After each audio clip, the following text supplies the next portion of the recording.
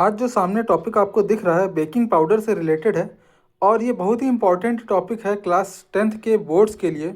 ये इससे related question 2019, 17, 18, 16, 24, 25 में भी इनफैक्ट आ चुका है।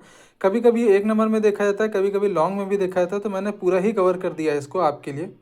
देखिएगा और आई थिंक आपके लिए बहुत ही इंपॉर्टेंट होने वाला है, तो एक बार इसको एक सब्सक्राइब भी करिएगा ताकि मैं और भी जो पॉइंट्स आपके लिए लेकर के आऊँगा फर्दर वीडियोस में वो भी आपको कवर हो सकेंगे। ठीक है, तो देखते हैं सबसे पहले कि ये क्या है। इसमें केमिकल फार्मूला हमसे पूछा गया है और chemical name and chemical formula पूछा गया है बेकिंग पाउडर का।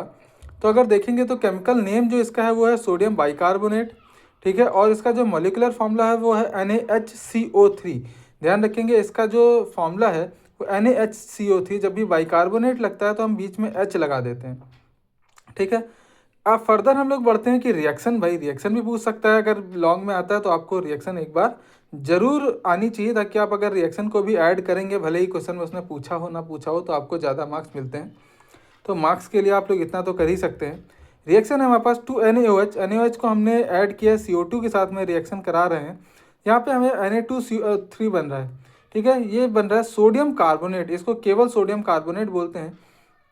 फर्दर इस सोडियम कार्बोनेट के साथ जो वाटर है इसमें हमने फिर से CO2 ऐड किया है, तो फिर ये बन जाता है 2NaSCO3 जिसको हम बोलते हैं सोडियम बाइकार्बोनेट।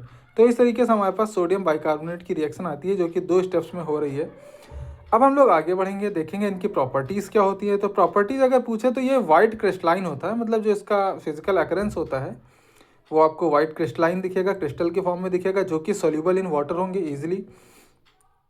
दूसरा इसकी प्रॉपर्टी अगर देखें तो हल्का सा बेसिक इन नेचर होता है, इसलिए हम इसको बोलते हैं माइल्डली एल्कलीन।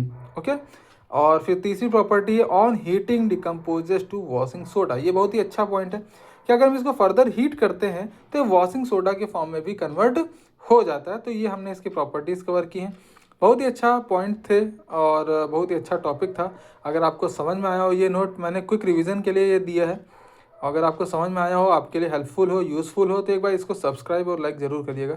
Thank you.